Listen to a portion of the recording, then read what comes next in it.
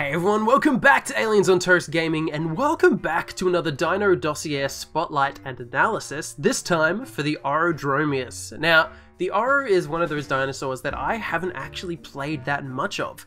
I know it's the starter tier for the herbivore line, and usually when I'm playing as this guy, it's load him up, hide in a bush, maybe eat a plant, prog out. I don't actually spend that much time running around as an Oro, or playing as an Oro, though I do have plans to change that. I'm going to see if I can play this guy in realism in a few weeks' time. We'll see how we go with that, I'm not sure. But yeah, I'm not actually 100% sure what the main differences are between this guy and the Taco, aside from the basic one, which is this guy can run and the Taco really can't. So it'll be interesting to see what the pros and cons are for the Orodromeus over the Taco in the dossier side of things once we get reading. It'll be interesting to see. Okay, so let's get into it. So the Orodromeus was discovered in 1998 by Horner and Weishampel, and if I butchered that name, please forgive me. But yeah, it was discovered in 1998, which means this guy has actually been in the fossil record for less time than I have been alive on this Earth. Well, it's only been here for, what, 19 years? That's pretty crazy. Though it was around for a lot longer than that, like it existed, it just wasn't discovered. It was actually around during the Cretaceous period, which is 80 million years ago, and the name Orodromeus means mountain runner. Okay, let's have a look at the vital statistics at the top here. So the Orodromeus, it is a herbivore, we know that so far. It is 2.5 meters long, which is really short actually, I thought it was a bit longer than that. It is 0.8 meters, which means it is definitively the smallest herbivore or dinosaur in the Isle. The Taco comes at like 0.91, I think, and I think the Velo is pretty similar to that. So this guy is tiny. This poor little dino running around on the plains and the prairies, unable to defend itself because it's just so damn small. I mean, this is the type of dinosaur you would have as a house pet. It is tiny. It is ultralight, meaning it is 15 kilos. Its attack type is passive, which means he doesn't actually attack at all. He has no defenses in terms of an offensive defense. He has to run and hide. That's how he stops himself from being killed. Visual acuity, he has excellent night vision. Sense of smell, as with all the dinosaurs, requires further study. Its temperament is social, meaning it's going to herd together. And overall stamina is a medium metabolic rate, which means this guy doesn't have to eat every like 5 seconds, but he does have to eat every once in a while. He's not the camel of the herbivore line.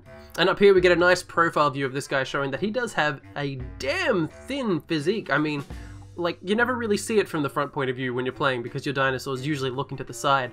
But this guy is quite tiny, though you can see how powerful those legs are in comparison to the rest of him. He's really being driven forward by these legs here. Okay, let's have a look at these species notes for this guy. The Orodromeus is one of the smallest herbivorous dinosaurs. We know that is a fact. It is smaller than the Taco. Its name is actually a cruel joke, being slower than the Dryosaurus. So, this mountain runner is slower than the Dryo, but I wonder if that just comes down to the fact that the Oro is so damn small compared to everything else. I mean, the Dryo was about double its size, so kind of, it's not much of a feat to be that much faster than it when you're that much bigger.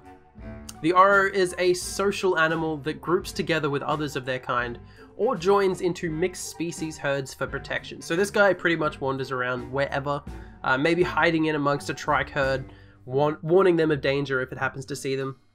It uses quiet vocalizations to avoid detection, and the vocalizations for the Orodromeus are actually one of my favorite features about this guy. Yeah, he's small. Yeah, he can run around like a frickin' badass, like for ages. Holy crap. But his cute, quiet vocalizations are what I love this guy for. So when I am playing this guy, I usually spam the vocalization buttons, the calls, the roars, whatever you want to call them, because they're just adorable. He sounds like a little robin hiding in the trees somewhere. He doesn't even sound like a dinosaur, which is adorable. And like, we don't actually know what dinosaurs sound like. They could have sounded like ducks, or like crows, or like eagles. Who knows? Maybe all the dinosaurs are running around and making coo sounds like pigeons. Who knows? But the Oro has one of my favorite vocalizations in the game. It's just adorable. The Orodromeus is non-combatant, will hide or run from danger, which is very true. You cannot defend yourself. You have no offensive capabilities, so you need to just hide. It has a weak beak, which means it cannot tackle tough plants. So already we can see one of the big differences between the Orodromeus and the Psittacosaurus. So the Psittaco can eat everything. What it makes up for, what it lacks in speed, it can make up with a massive freaking beak that it can chew through anything. So this guy is limited to, I'm guessing, flowers and weak ferns, not being able to actually tackle all of the plants in the vicinity, which means this guy's going to have to travel around a bit or live in the prairies where the flowers are going to grow, and they're going to be very open. But let's have a look at the feeding grounds for a bit more of a description of what this guy eats and where he eats.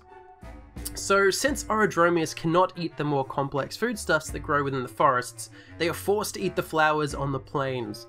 Unfortunately, this is a very dangerous environment for them, with few places to hide. And we can see there that the Orodromeus eats the flowers that grow out in the prairies. It's got a nice little figure of its food there. Now this is really interesting because one of the best plains that I've seen in any of the Isle maps so far is probably a tie between the plains, I think it's the marsh plains in V4 or the floodplains in Terra Vita. They're both really beautiful and they both share the same problem, which is that they're super open, and that can be both bad for herbivores and carnivores. Unless you're playing as a speedster such as a Carno or a Utah, even an Aloe to some extent, you can have a hard time setting up an ambush. And if you're playing as a herbivore, unless you're playing as a big, beefy, overpowered herbivore, you're going to have a hard time getting away from things, defending yourself, finding somewhere to hide should a carnivore come along. I know the Terra Vita one has a lot of medium-sized bushes where smaller dinosaurs can hide in and out of, where larger dinosaurs can set up ambushes, which is actually one of my favorite places to set up an ambush when I'm playing as a carnivore. Is I'll go to the plains, I'll go into one of those bushes, and I'll wait for something just to wander a bit too close. It's a lot of fun. But yeah, it is very true. Very dangerous environment for a very small dinosaur. Okay, let's have a look at this guy's tip down the bottom. So sticking together, smaller dinosaurs often seek protection from larger herbivores, where a symbiotic relationship quickly develops. Orodromeus will use their keen vision to spot predators, acting as an advanced warning to their traveling companions, who may have duller senses. So for example, this guy would warn the trike in the middle of the night, who has absolutely abysmal night vision, of any dangers that might be around. The larger members of the herd are a protective wall of flesh Orodromeus can hide behind, if they can avoid being trodden on. So at the moment, there aren't any like dangers of being trodden on in a herd. You're fine walking straight under that pew as it steps where you are. You don't have to worry about that. It is going to be something that will be implemented in the future, or at least that's what the devs say. But for now, this guy does actually act as a bit of a warning call. He's got better night vision than most dinosaurs, and he's smaller. He's got a smaller profile, which means he'll probably be less noticeable than the larger herbivores in a herd. Okay, so let's actually have a look at what this guy looks like. And from right away, we can see that this guy is not very bulky. He's got round, sensitive eyes, he's got a very light build, a soft, feathery covering, weak leg muscles, and a long, slender tail. And we can also see from this size comparison that he is the size of a cat. So this guy is definitely a house pet. I mean, I would have this guy if he was still around, living in my living room. That would be adorable, like curling up in front of the fire late at night, maybe eating some berries or some flowers that I've picked the day before. That would be adorable. Either that or I'd have a pet Allosaurus, because who the fuck doesn't want to ride around an Allo? But yeah, here we can see the Orodromeus on the alert as a herd of larger dinosaurs grazes behind them, and you can see that, yeah, you will need the protection of those larger herbivores, because this guy is just so flimsy. He's like made of glass. He can't do much at all.